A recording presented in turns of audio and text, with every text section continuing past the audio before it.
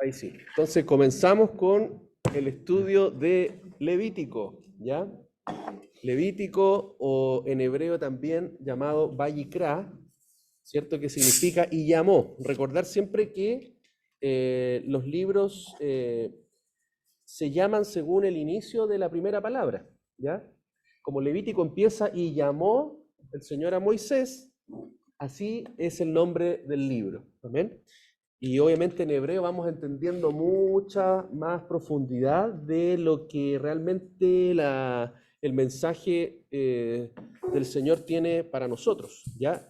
Esta porción, ¿ya? O parashá, ¿cierto? Que vamos a estudiar, parte del Levítico capítulo 1 hasta el capítulo 5, que es lo que hemos estado leyendo esta semana, pero obviamente como es muy extenso, solamente vamos a estar viendo una porción. A los videos anteriores, las grabaciones anteriores, ahí están enfocadas en la primera parte, ¿cierto? Capítulo 1, y hoy día vamos a ir al capítulo 2, donde estaríamos tocando como la segunda o tercera aliyah. Como introducción, ya repasamos igual lo que vimos el año pasado.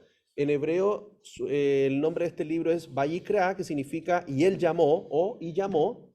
En griego, ¿cierto? Es Leviticón, de ahí viene el nombre que nosotros tenemos en castellano, Levítico, que significa para Leví, que luego pasó al latín, Leviticus, ¿ya? Que significa a Leví. Y de ahí viene, obviamente, del griego al latín y del latín al español, Levítico, que en el fondo que significa para Leví, ¿ya? Ese es el nombre con el cual pasó para nosotros, pero es importante entender que originalmente el libro se llama Vayikra, ¿ya? Y es llamó. Y está enfocado precisamente en el llamado de Dios. Entonces es súper importante entender de que todo comienza con un llamado. Si Dios no nos llama, no podemos presentarnos delante de Él. Nadie puede acercarse, en este caso, a la autoridad más grande, si Él nos llama. ¿Cierto? Nadie antes en la antigüedad se podía presentar ante el rey si el rey no lo llamaba. Entonces, qué importante es entender de que Vayikra en el fondo está enfocado en esto, en el llamamiento de Dios para nosotros. Y vamos a entender muchas figuras, muchas cosas, y sobre todo lo que comienza este libro hablando de cosas un poco extrañas para nosotros tan lejanas, que a veces no entendemos, que habla de sacrificios, de ofrendas y de cosas que para nosotros son muy ajenas, ¿ya? Pero que esconden el significado más importante de nuestra adoración para el día de hoy. Entonces, allí tenemos que, ¿cierto? La Torá, o los primeros 5 libros de la Biblia, Génesis, Éxodo, Levítico, Número, Deuteronomio, son súper importantes y claves. Ahora ya estamos en el tercer libro, en Bereshit, o en Génesis, en principio. Tenemos el origen de la creación, la caída de Adán, ¿cierto? Las simientes, el diluvio, las naciones y la promesa de Abraham.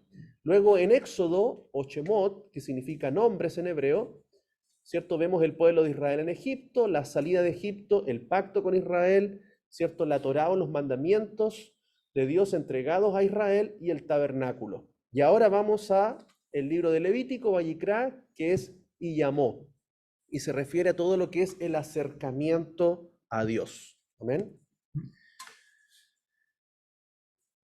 Entonces, primero, siguiendo con la introducción, brevemente, Vayikra y llamó, es importante que Dios nos llamó a nosotros. Hemos hablado, ¿cierto?, en el libro de Éxodo también de que nosotros somos sacerdocio santo. El libro de Pedro nos dice que Él nos llamó a ser nación santa, pueblo adquirido por Dios, real sacerdocio, y todo ese lenguaje es un lenguaje asociado con el Antiguo Testamento.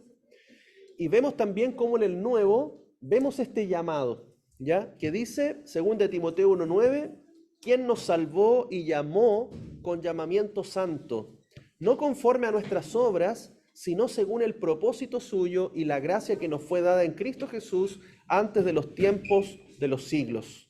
Y también Primera de Pedro dice, sino como aquel que os llamó es santo, sed también vosotros santos en toda vuestra manera de vivir, porque escrito está, sed santos, porque yo soy santo. Amén. Y precisamente, ¿dónde aparece ese pasaje, sed santos así como yo soy santo? En Levítico. En el libro de Levítico aparece ese pasaje que está citando el apóstol Pedro. Entonces hay una conexión, hermanos, de que este llamado que Dios nos hace es un llamado a la santidad. Entonces, en Levítico, hermanos, vamos a ver la santidad, principalmente como el fundamento para poder acercarnos a Dios, ¿ya? Nada impuro, nada sucio se puede acercar delante de Dios. Y es por eso que Él mismo diseña esta forma para que nosotros nos podamos acercar a Él y poder tener una relación con Dios. ¿Amén? Entonces, tenemos acá importante entender también la palabra corbán, ¿ya? Corbán, que lo vemos en la traducción como sacrificio, ¿cierto? Cuando presentaba un sacrificio, en el fondo es corbán. También se traduce como ofrenda, como inmolación, ¿ya? Incluso oblación, palabras un poquito desconocidas, pero ¿qué es lo que significa corbán realmente? En su raíz corbán significa acercarse. O sea, para entender es que nadie se puede acercar a Dios si Él no nos llama. Entonces, por este libro se llama Y llamó. Cuando Él nos llama, nosotros podemos acercarnos a Él. Por eso corbán es acercarse. Pero también hay un pasaje que dice que nadie debe acercarse con las manos vacías. ¿Sí o no? Entonces, ofrenda precisamente es corbán, es una forma de acercarse pero con algo en nuestras manos, ¿ya? Por eso nadie podía acercarse sin nada. ¿Qué significa? Hoy día nadie puede acercarse a Dios si no es por medio de Jesús, de Yeshua.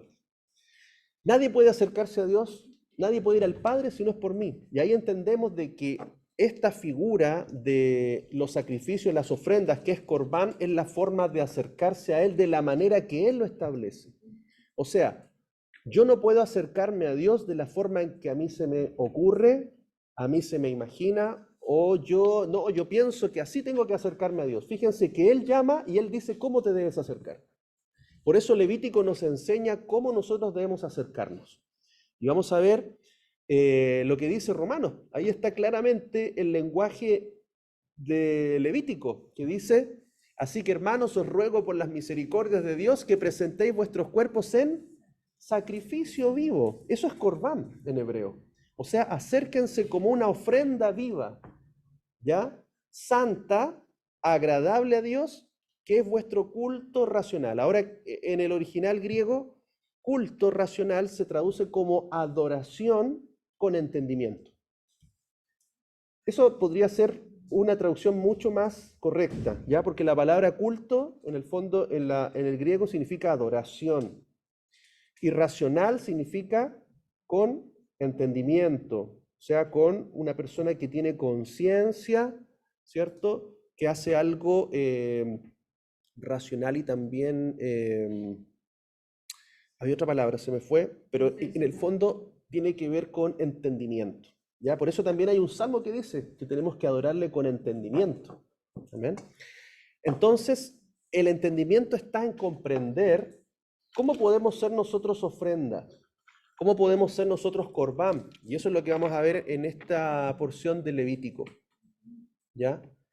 Dice Hebreos 10:22, acerquémonos, ahí está el concepto de corbán, como dice, no de cualquier manera, sino con un corazón sincero, en plena certidumbre de fe, habiendo sido purificados los corazones de mala conciencia y el cuerpo lavado con agua pura.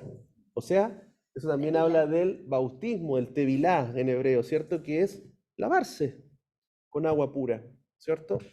Lavar nuestro corazón y en sinceridad.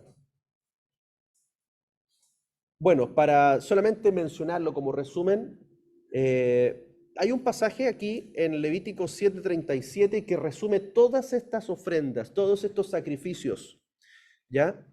Que por cierto no todos eran sacrificios, ¿ya? Pero para entender lo que traduce la escritura. Dice, tal es la ley, la Torá o ley del holocausto, olá. Ahí está la primera ofrenda. De la ofrenda vegetal, que es minjá, de la ofrenda por el pecado, que es hatat, de la ofrenda por la culpa, que es asham, de las consagraciones, que es la ofrenda miluim, y del sacrificio de las ofrendas de paz, que me faltó ahí, shelamim. Aquí están entonces los 6 tipos de ofrenda, ¿ya? Que se entregaban. Cada una tenía una función distinta, ¿ya? Cada una tenía un significado diferente. No cualquiera se aplicaba en cualquier momento, ¿ya? La olá sabemos que era una ofrenda animal, ¿ya? Animal que se consumía completamente al fuego. Era una ofrenda de acercamiento, era una ofrenda también de expiación por el pecado original. El minjá era una ofrenda vegetal, era para aquellos también que no tenían los recursos de entregar un animal, que eran costosos. Ya recuerden que en los animales estaba el ganado mayor, vacuno, ganado menor, que podía ser una oveja, un cabrito, o un ganado o algo menor, digamos, que podía ser una ave, una tórtola, un palomino. Pero aquel que no tenía para eso, no se quedaba sin entregar una ofrenda y tenía la ofrenda minjá, que era la ofrenda cereal, que era todo lo derivado del trigo y del aceite, que es lo que vamos a ver hoy día. La ofrenda jatad es la ofrenda por el pecado. Este pecado es por ignorancia. Aquel que no sabía que había pecado, cuando se daba cuenta que había pecado, debía acercarse con una ofrenda jatad. El acham es una ofrenda por la culpa. Esta ofrenda era, sí, sabiendo que no debía hacer algo y lo hizo, también tenía la posibilidad de acercarse y redimir ese pecado. La ofrenda miluín era ofrenda especial para la consagración, principalmente se utilizó para los sacerdotes, ¿ya? Y la ofrenda chelamín, que era una ofrenda de paz, que se caracterizaba también porque se comía, ¿ya? Se compartía. Amén. Bien, eso en resumen, ¿ya? En la primera enseñanza vimos la ofrenda olá. Hoy día vamos entonces con la minjá, pero vamos a leer primero entonces el pasaje que corresponde, que es Levíticos capítulo 2. ¿Vamos a ir leyendo de a uno? Ah, me toca a mí. ¿De a uno en uno? Sí.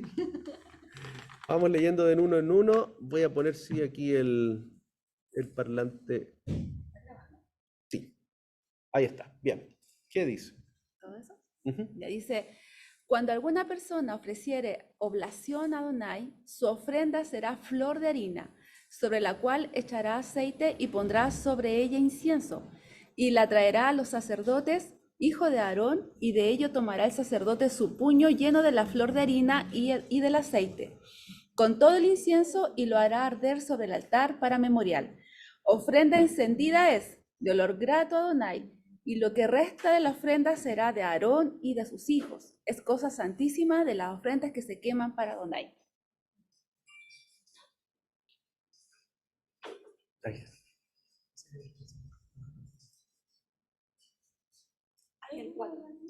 Cuando ofreciereis ofrenda cocida en horno, será de tortas de flor de harina sin levadura amasadas con aceite y hojaldres sin levadura untadas con aceite. Mas si ofreciereis ofrenda de sartén, será de flor de harina sin levadura amasada con aceite, la cual partirás en piezas y echarás sobre ella aceite. Es ofrenda.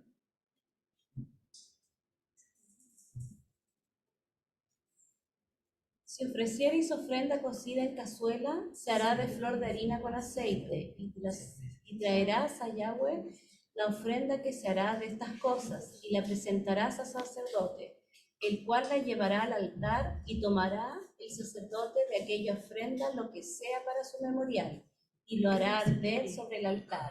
Ofrenda encendida de olor grato a Yahweh, y lo que resta de la ofrenda será de Aarón y de sus hijos. Es cosa santísima de las ofrendas que se queman para Yahweh.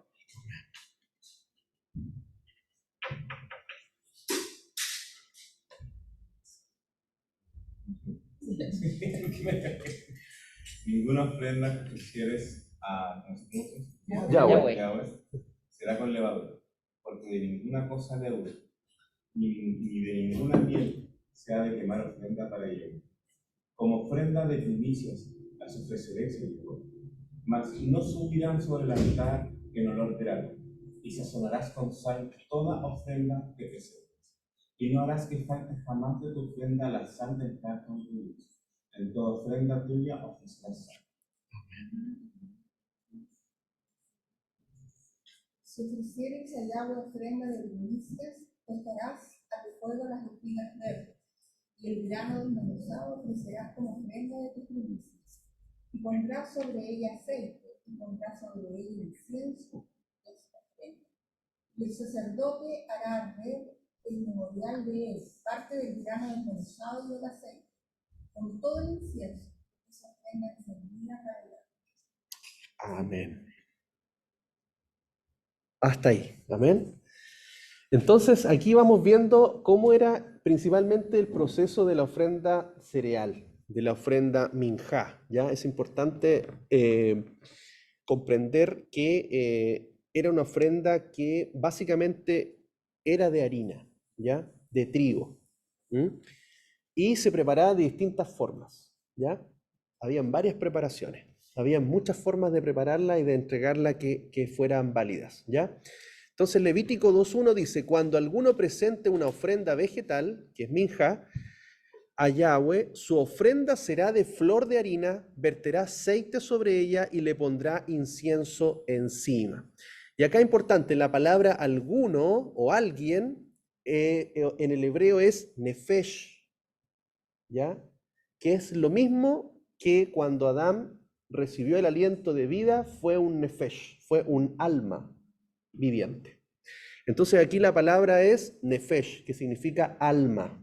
Entonces dice cuando algún alma, ¿cierto? Y me recuerda, dice cuando el pasaje que conocemos dice, amarás al Señor tu Dios con toda tu alma, ¿cierto? Que es algo mucho más profundo en nuestro interior. Entonces aquí dice, cuando un alma, en hebreo, dice presente un minjá o una ofrenda vegetal, ¿cierto? Será de flor de harina. Ya, aquí la palabra oblación, que la tenemos principalmente en la versión Reina Valera, es minjá, ¿ya? Que es la ofrenda vegetal. Y es el sacrificio o la ofrenda de los pobres, que no tienen medios suficientes para ofrecer un animal. Entonces fíjense qué importante es, primero que todo vemos de que todos se pueden acercar a Dios, todos. No es por la situación económica, no es por la estatus social, no es por lo que puedan tener, o sea, todos de alguna u otra manera pueden acercarse a Dios. Y para eso estaba también esta ofrenda cereal o de harina. Dice, comentarios destacan este hecho diciendo que cuando el pobre ofrece una minjá, es contado como si hubiera ofrecido su propia alma a Yahweh. ¿Se acuerdan del caso de la viuda que dio todo? Dice que dio la ofrenda más pequeña, pero que Jesús dijo, esa mujer dio todo lo que tenía. Dijo, los demás dan de lo que les sobra, pero ella dio todo. Esa ofrenda del pobre fue considerada como una ofrenda minjá, que literalmente esa mujer, como dice la Escritura, entregó su alma en ofrenda al Señor. ¿Ah?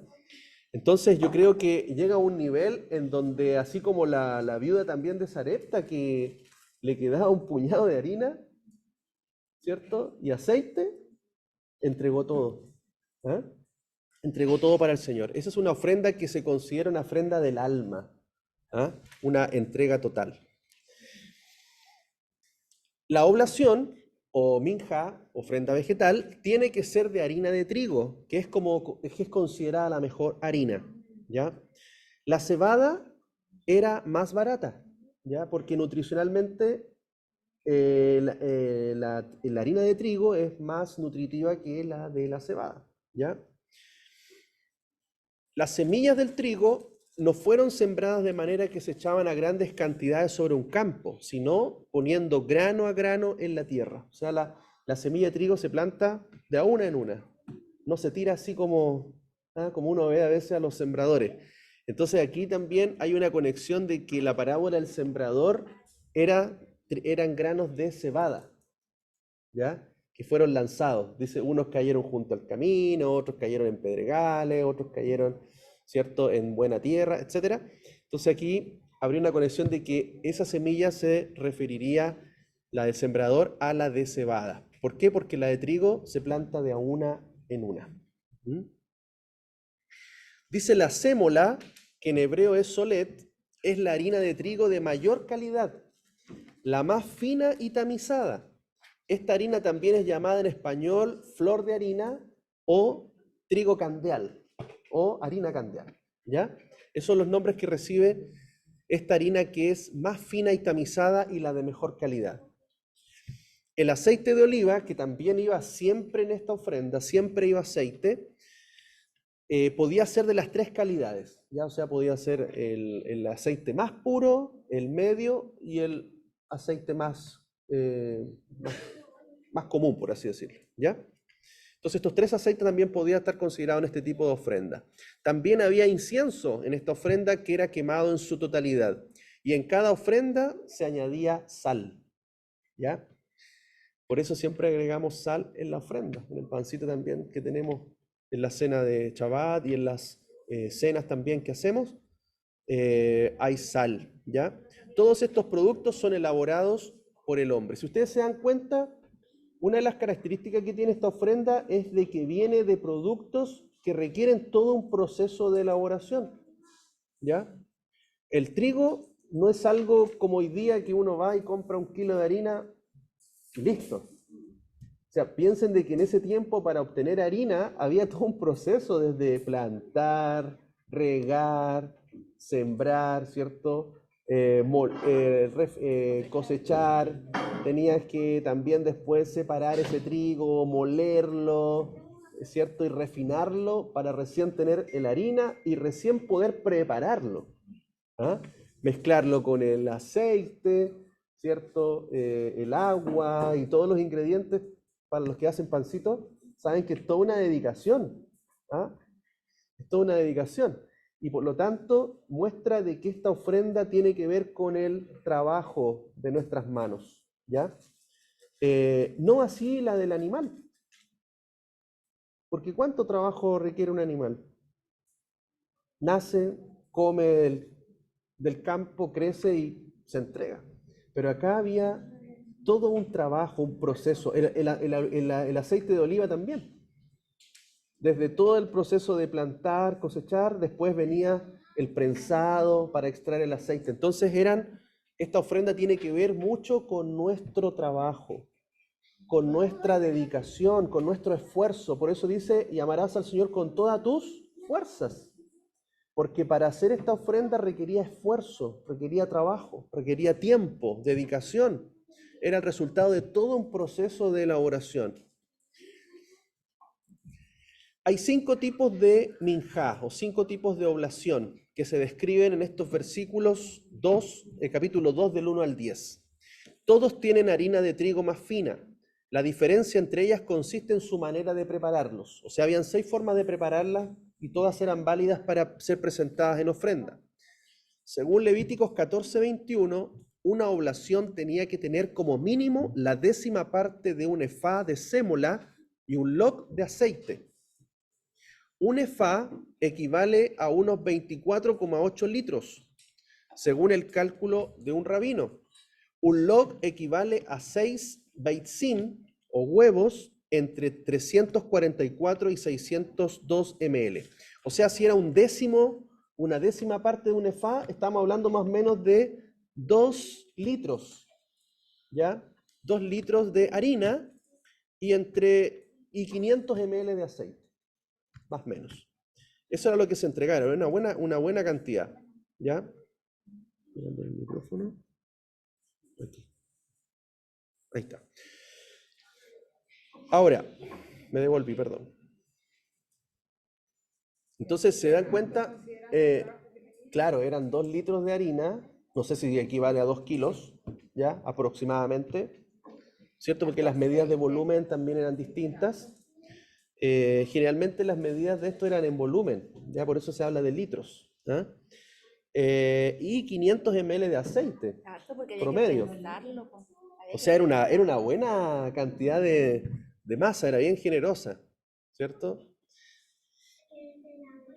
Y aquí están los 5 tipos de ofrendas, ¿ya? O sea, los 5 tipos de forma de preparar esta harina con aceite. Era el solet, que era una 10ª parte de un efá de sémola, junto con un log de aceite e incienso, está en el capítulo 2, versículo 3. La jalot, que son 10 tortas o hogazas de sémola revueltas con aceite y horneadas. Requiquín, que eran 10 obleas de sémola untadas con aceite y horneadas. El mahabat eran oblaciones crujientes, como galletas, de sémolas mezclada con aceite y frita en aceite en una sartén poco profundo que había en el templo. Y marjechet, que son oblaciones de sémola mezcladas con aceite y frita con aceite en un sartén hondo que había en el templo. Entonces eran distintas formas de prepararla y todas ellas eran las que se ofrecían en ofrenda. Dice Levítico 2, versículo 8, y llevarás a Yahweh la ofrenda vegetal que hayas preparado de esas cosas y se la presentarás al sacerdote para que la aproxime al altar. Entonces aquí vemos en primer lugar de que la persona no llegaba y entregaba la ofrenda directamente. ¿A quién se la entregaba? Al sacerdote. ¿Me da un poquito de agüita? Entonces vemos claramente de que hoy día nuestra ofrenda, lo que nosotros podemos presentar delante de Dios es a través de ¿quién? De Yeshua. ¿Cierto? La Escritura habla que Él es nuestro sumo sacerdote. Por lo tanto, una persona no podía presentarse directamente en el altar y entregar la ofrenda. Debía ser siempre por medio del sacerdote. Entonces vemos claramente allí la función del mediador. ¿Ya? Los sacerdotes precisamente estaban para oficiar delante de Dios e interceder por el pueblo. El sumo sacerdote presentaba su ofrenda e intercedía por todo el pueblo, ¿cierto? En Yom Kippur. Y por eso es que hoy día nosotros no podemos acercarnos a Dios directamente. Necesitamos a ese intermediario y él es Yeshua. Ahora, si vemos este pasaje, Hebreos capítulo 8 tiene todo este contexto ya de explicándonos todo lo que era en el Antiguo Testamento, cómo es una figura espiritual, era una sombra de las cosas celestiales. Recuerden que Moisés hizo todo conforme a lo que vio, dice, lo que Dios le mostró. Por lo tanto, él estaba viendo un tabernáculo celestial, estaba viendo un templo en los cielos, y Dios le ordenó que hiciera uno terrenal. ¿Para qué? Para que entendiéramos que todo el proceso que se vivía en el tabernáculo, en el templo, era una sombra de lo que espiritualmente hoy día nosotros hacemos ahora en el templo celestial. Por eso no hay templo en la tierra, ni debe haber un templo. ¿Por qué? Porque nosotros hoy día oficiamos en el templo celestial, el que es indestructible, el que no lo creó Dios, un hombre. Recordemos que los templos terrenales son hechos por manos de hombres, pero el celestial fue hecho por Dios mismo. ¿Qué es lo que dice Hebreos? Miren, ahora bien, el punto principal de lo que venimos diciendo es que tenemos tal sumo sacerdote, que es Yeshua, que se sentó a la diestra del trono de la majestad en los cielos, servidor de las cosas santas y del verdadero tabernáculo que erigió el Señor y no el hombre. ¿Se dan cuenta? Está diciendo del verdadero tabernáculo, no el que es figura, el que es como una réplica, ¿cierto? A escala, pero terrenal. Porque todo sumo sacerdote es constituido para presentar ofrendas y sacrificios, por lo cual es necesario que también este sumo sacerdote terrenal haya tenido algo que ofrecer. O sea, fíjense que el sumo sacerdote primero tenía que entregar ofrendas por su propia vida y después entregar las ofrendas del pueblo. Entonces, fíjense cómo Yeshua también entrega su propia vida como ofrenda, porque él se entregó como sacrificio. Y en el fondo es que Yeshua se entregó como ofrenda. Primero él y después por todos los demás. Amén. Entonces, ¿qué es lo que sigue diciendo Hebreos? Es que si estuviera en la tierra, ¿ya? No sería sacerdote en manera alguna. ¿Por qué dice eso? Si Yeshua estuviera en la tierra, dice, no sería sacerdote en manera alguna, habiendo aún quienes siguen presentando ofrendas según la ley, según la Torá, los cuales sirven a una copia y sombra de las cosas celestiales, tal como Moisés fue advertido cuando iba a erigir el tabernáculo, pues dice, mira, harás todas las cosas según el modelo que te fue mostrado en el monte, pero ahora ha obtenido un servicio sacerdotal aún superior, por cuanto también es mediador de un mejor pacto, el cual está basado sobre mejores promesas. ¿Ven? Entonces, es por esa la razón de que Jesús profetizó la destrucción del templo. Porque el templo terrenal tenía que ser destruido, porque si el templo sigue en pie, hermanos, iba a seguir todo este servicio terrenal. ¿Y qué es lo que quería el Señor? Es que nosotros entregáramos ahora nuestro servicio espiritual. Como templo del Espíritu Santo, hoy día nosotros podamos entregar esa verdadera ofrenda minjá. ¿Qué significa esa ofrenda minjá ahora en mi vida? O sea, yo tengo que ser una ofrenda minjá, una ofrenda cereal. ¿Cómo? ¿Qué representa? Que mi trabajo, mis fuerzas, lo que yo hago, tiene que ser para agradarle a Él. Amén. Por eso todo lo que hagáis, hacedlo para Dios y no para los hombres. ¿Qué significa? Que cómo yo sirvo a Dios. ¿Lo sirvo tomando una función en la congregación? ¿Lo sirvo tomando una función en la iglesia? No. Así no se sirve a Dios, como nos acostumbramos a creer que si no hacías algo en la iglesia, entonces no servías a Dios. ¿Cómo sirvo a Dios? Yo sirvo a Dios desde mi trabajo, desde lo que yo hago, yo estoy sirviendo a Dios. Si lo hago con humildad, si lo hago con rectitud, si lo hago con justicia, si lo hago con honestidad, si lo hago sin balanza, cierto, deshonesta, porque hermanos, a veces es fácil ser santo en la congregación o en la iglesia, pero afuera, ¿cierto? Y es típico eso, los típicos malos testimonios. Entonces aquí lo que estamos aprendiendo es de que yo sirvo a Dios con lo que hago en mi trabajo. Si yo soy justo en mi casa, bueno, acá estoy hablando también de lo que hacemos. Para los que hacen en su casa, están honrando a Dios de la forma en que lo hacen y cómo lo hacen. Entonces fíjense cómo uno puede hacer una ofrenda minjá, es precisamente de que lo que yo hago, lo que yo trabajo, lo que yo me dedico en tiempo y esfuerzo tiene que ser una ofrenda que agrade al Señor. Entonces aquí vemos que este sumo sacerdote que hoy día está ministrando al Padre en el tabernáculo celestial es el que hoy día intercede por nosotros para que nosotros podamos entregar esa ofrenda. Ahora, versículo 9 dice: y tomará el sacerdote de aquella ofrenda lo que sea para su memorial y lo hará arder sobre el altar, ofrenda encendida de olor grato a Yahweh. ¿Qué significa? Que de lo que se traía, el sacerdote tomaba un puñado o tomaba una porción, digamos, representativa, y esa es la que quemaba en el altar. ¿Qué hacía con lo demás? Lo compartían, lo comían, porque era pancito, eran tortillas. Tortillas con aceite, con sal, qué rico. Entonces, de toda esa ofrenda se tomaba un poquito, el sacerdote tomaba una cantidad que él estimaba como memorial, y esa la quemaba y el resto la comían, la compartían, porque era alimento. Dice: todas estas ofrendas entregadas en obediencia eran ofrecidas como olor agradable delante de Dios. Este era el lenguaje que usaba el apóstol Pablo en sus cartas. Filipenses 4:18, ¿qué dice?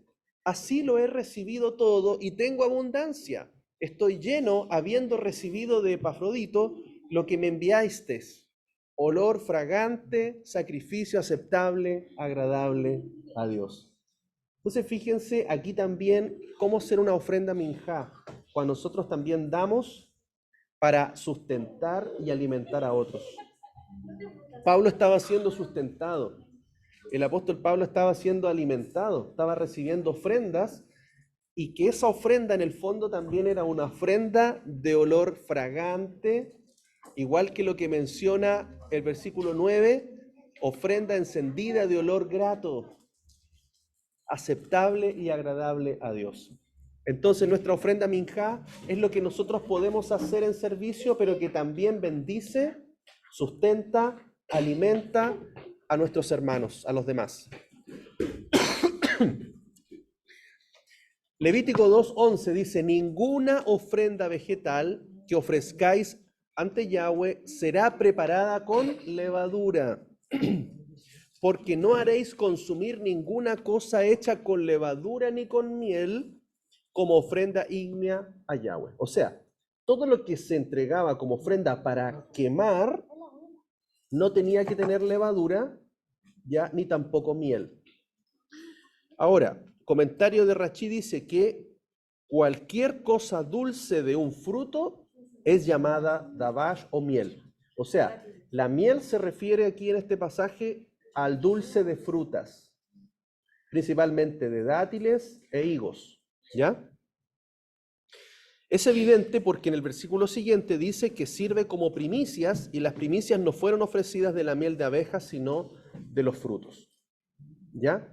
Entonces hay que entender que el concepto miel no es el miel de abejas, sino que es la miel de dátiles o la miel de higos, porque son de los frutos que eran presentados para las primicias. O sea, esa ofrenda que se quemaba no debía tener levadura ni miel, pero las primicias que se entregaban, ya que era en el día de la primicia, en otro momento, sí podía tener miel, dátiles y mieles de fruta, ¿ya? ¿Se entiende? Las que eran quemadas no debían tener levadura ni miel, pero las que se entregaban en las primicias sí lo podían tener. Y eso lo dice el versículo siguiente. Versículo 12. Podréis presentarlas ante Yahweh como ofrenda de primicias, pero no ascenderán sobre el altar como olor que apacigua. ¿Ya? Entonces, ¿se puede traer miel en primicias? Sí. ¿Pero estas se podían quemar en el altar? No. ¿Ya? Porque son cosas distintas.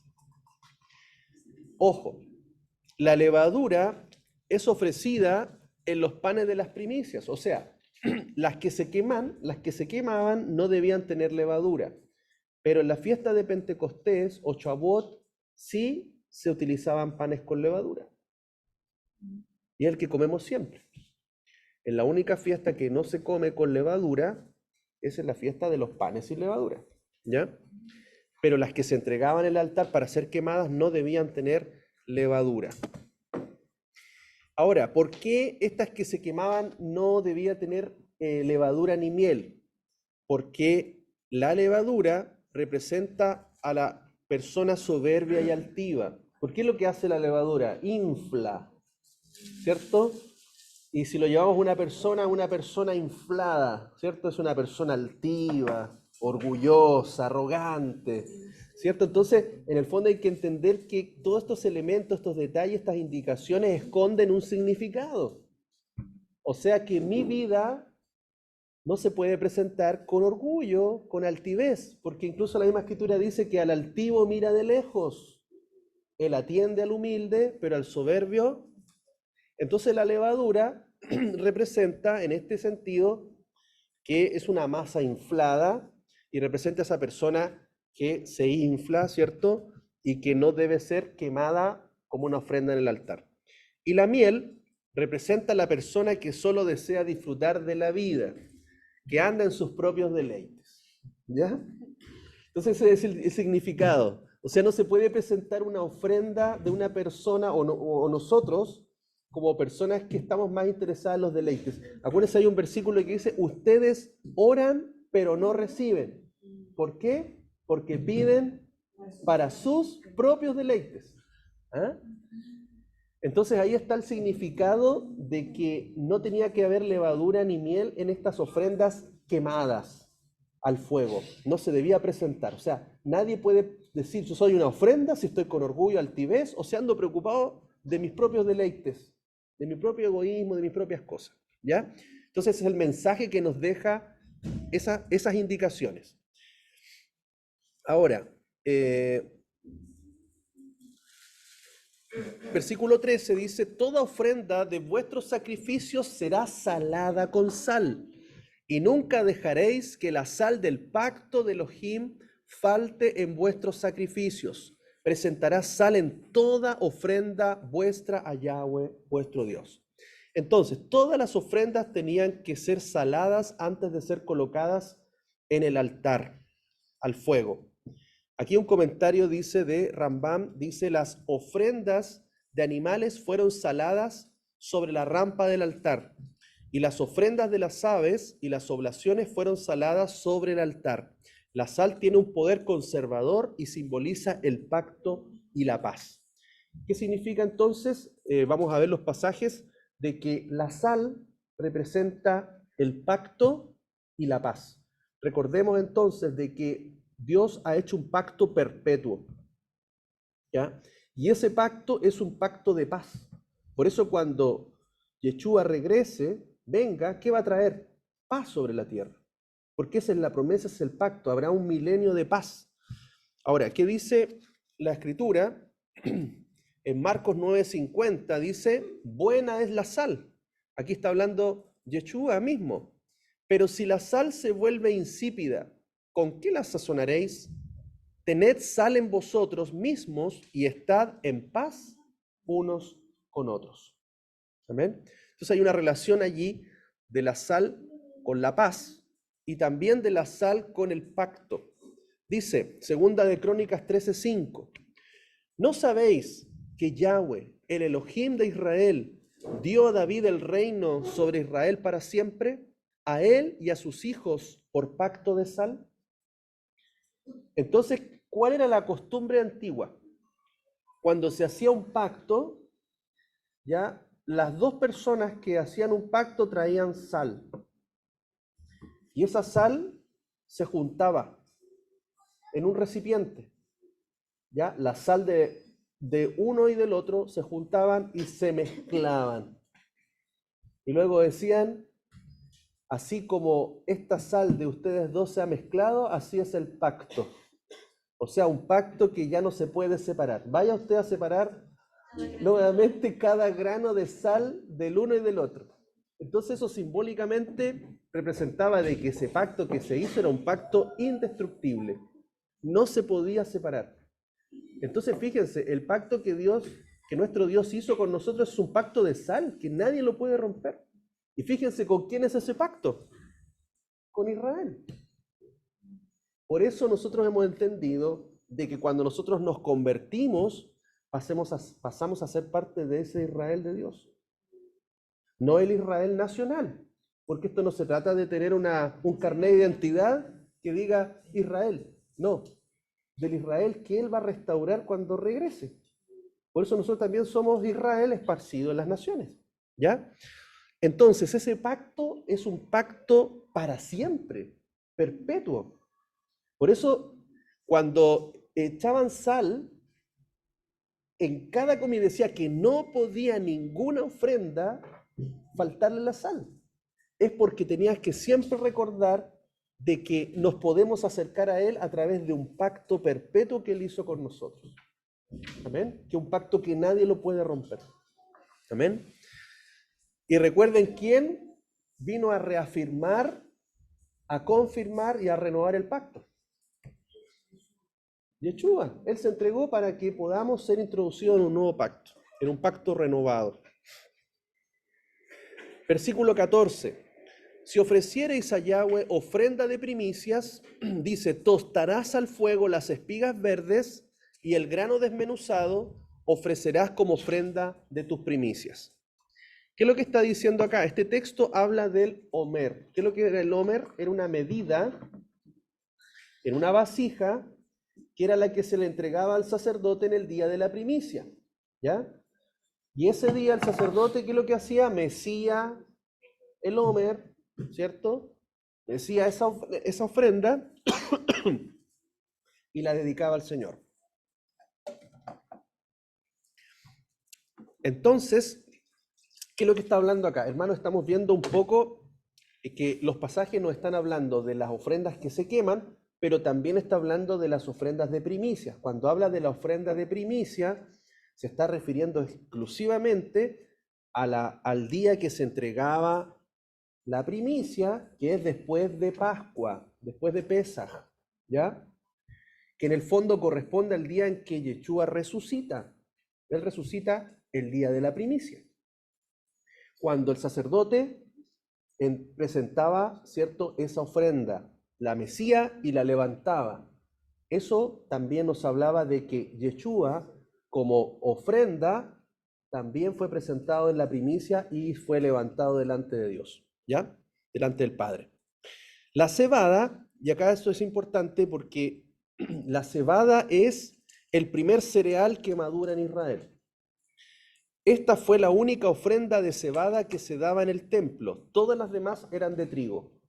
¿Qué significa? Que la ofrenda que se entregaba en la primicia era el inicio del año y era solamente de cebada. ¿Por qué? Porque el trigo todavía no estaba listo. ¿Ya? ¿Se acuerdan en los tiempos de la salida de Egipto, cuando se enviaron las plagas? Hubo una plaga de granizo antes de salir. ¿Qué destruyó la plaga de granizo? La cebada. ¿Por qué no destruyó el trigo? Porque el trigo todavía no estaba. El trigo viene después, viene para Shavuot, para Pentecostés, 60 días después. Entonces, ¿qué es importante entender?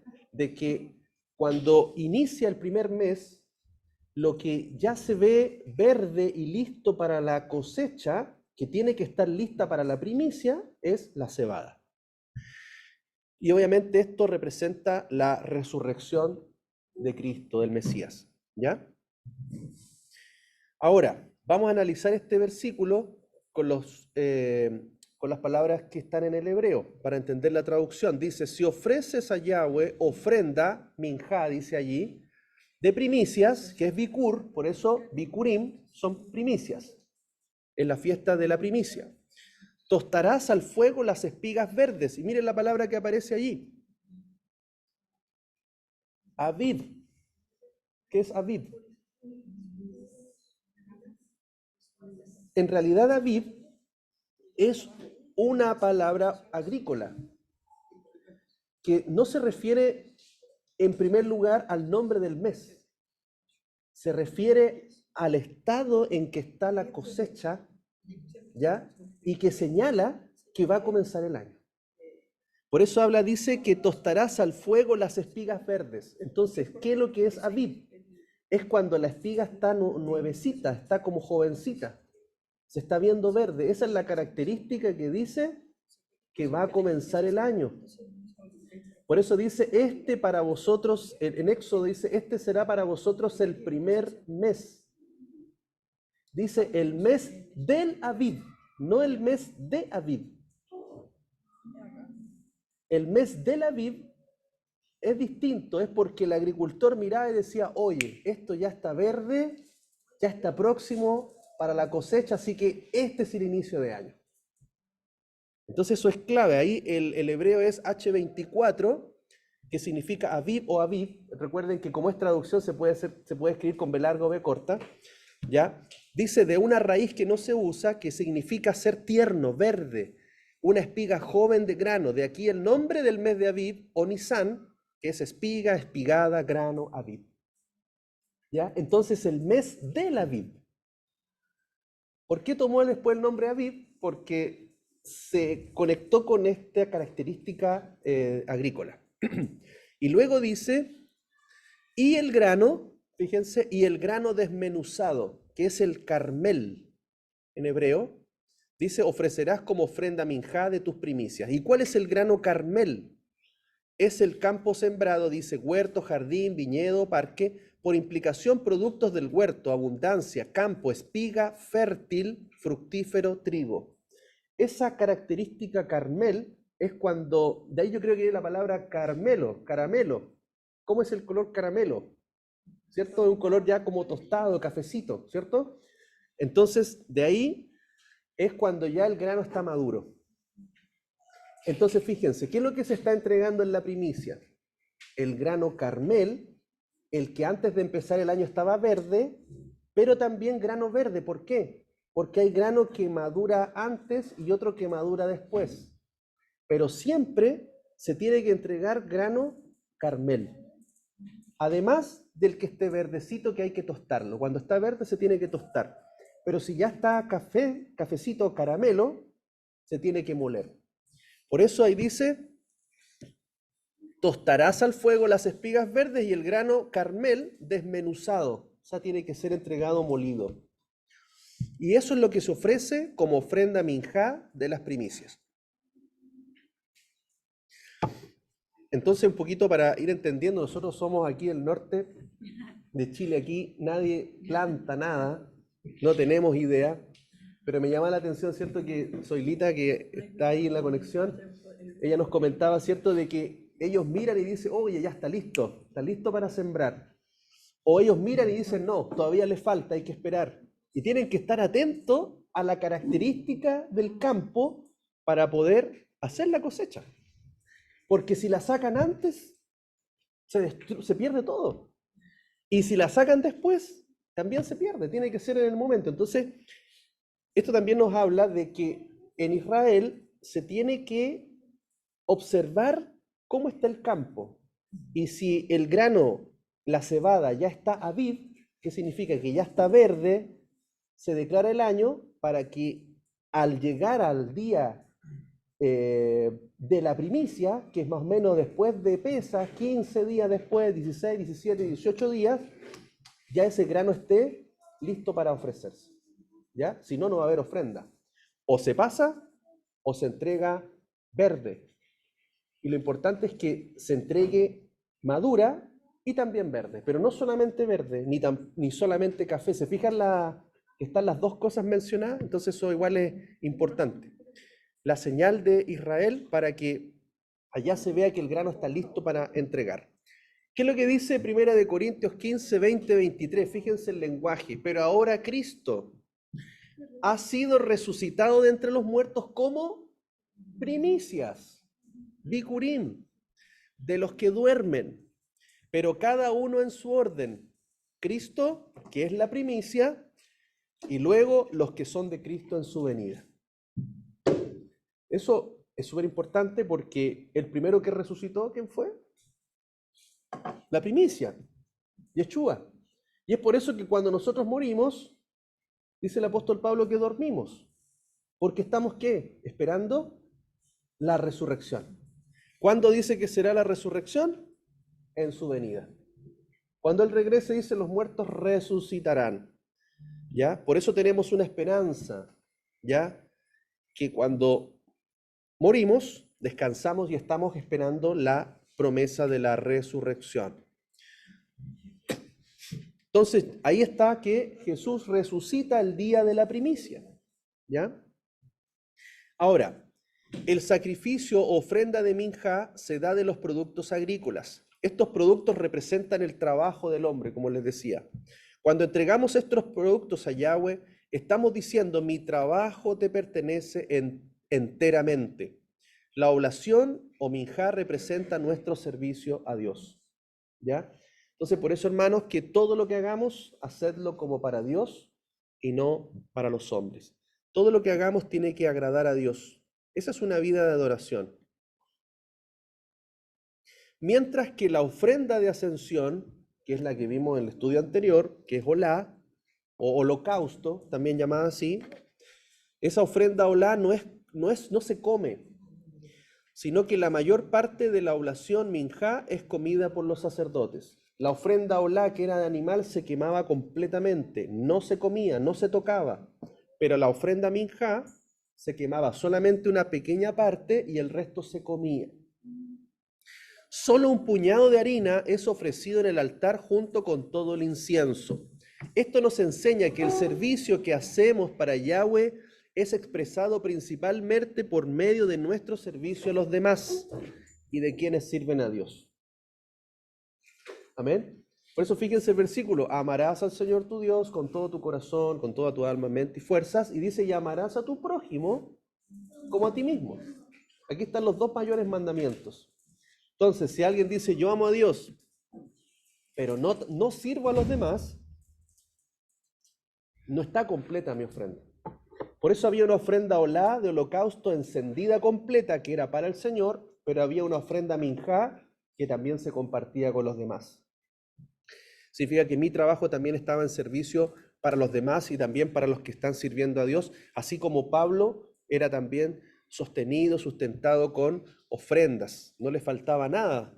Dice Mateo 25:40, y respondiendo el rey les dirá, de cierto os digo, en cuanto lo hicisteis a uno de estos mis hermanos más pequeños, a mí me lo hicisteis.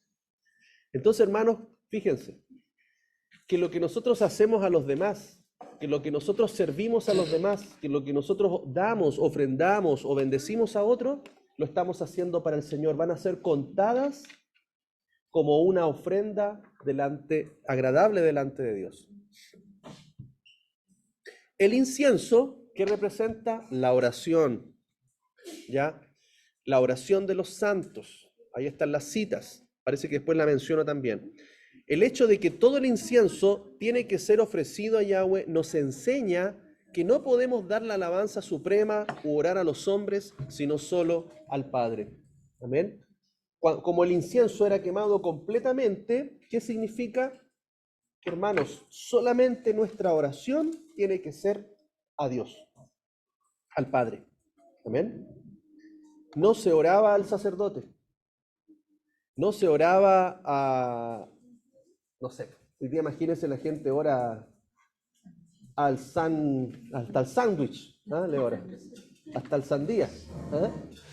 Bueno, y eso no es algo que se debe hacer aquí, que exclusivamente el incienso era quemado en el altar y solamente ascendía delante del Padre. Amén.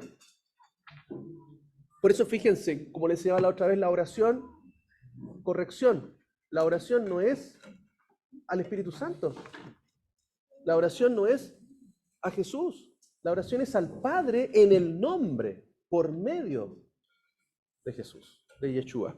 ¿Ven? Entonces ahí también hay una corrección de la Escritura. Hechos 10:4. Y él, mirándolo fijamente y aterrorizado, dijo: ¿qué es, Señor? Le dijo: tus oraciones y tus limosnas subieron por memorial delante de Dios. Amén.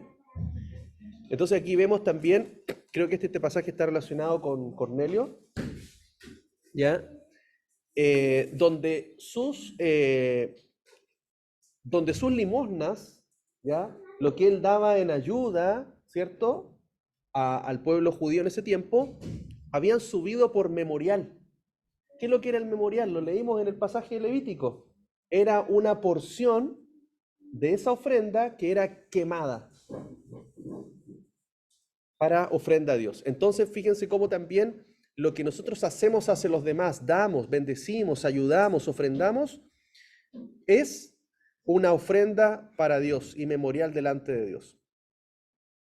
Apocalipsis 5:8, aquí tenemos este pasaje que dice: y cuando tomó el rollo, los 4 seres vivientes y los 24 ancianos se postraron delante del Cordero, teniendo cada uno una cítara o un arpa y tazones o copas de oro llenos de incienso, que son las oraciones de los santos. Ahí tenemos entonces cómo el incienso corresponde a las oraciones. No se puede servir a Yahweh sin servir a los demás hermanos y a los que sirven, los santos que están en medio nuestro.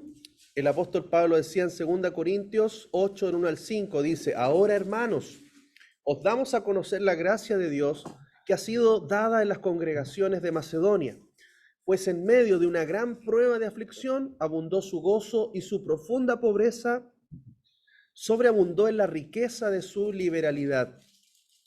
Porque yo testifico que según sus posibilidades y aún más allá de sus posibilidades, dieron de su propia voluntad, suplicándonos con muchos ruegos el privilegio de participar en el sostenimiento de los santos.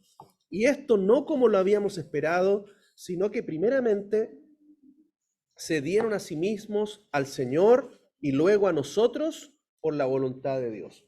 Fíjense aquí el contexto de lo que está hablando Pablo. Y al final dice que primeramente se dieron a sí mismos al Señor. ¿A qué ofrenda corresponde esa? A la ofrenda olá, que era quemada completamente para el Señor. Y luego la ofrenda minjá, que dice luego a nosotros, también se dieron por la voluntad de Dios. Se fija en el concepto de la relación. Estas dos ofrendas son como hermanas, olá y minjá. La de ofrenda encendida, quemada completamente, y la ofrenda de cereal, de harina, de tortillas, que una parte se quemaba, pero la otra era compartida, ¿ah? Para alimentar y sustentar.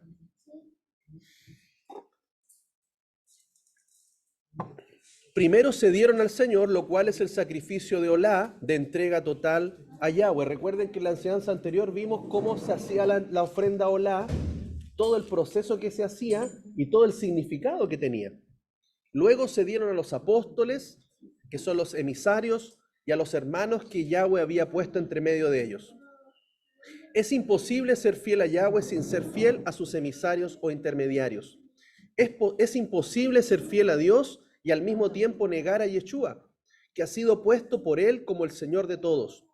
Los que creen que pueden llegar al Padre sin pasar por Yeshua están negando el orden que el Padre ha establecido. Lo mismo sucede con los siervos que Yeshua el Mesías ha entregado a su congregación. Es por eso que él envió a los apóstoles a predicar el Evangelio. Los envió. Y los que recibían a los apóstoles recibían también la palabra de Dios. En Levítico 2:4 está escrito que las obleas de las minjá tienen que ser sin levadura, la cual simboliza la malicia también y la hipocresía. De esto aprendemos de nuestro servicio, que nuestro servicio a Yahweh y a los santos tiene que ser sin maldad, sincero, puro, limpio, sin motivos personales.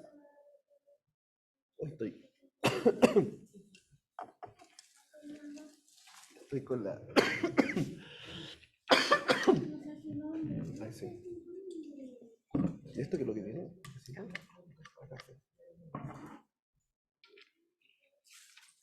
Ay, sí, perdón.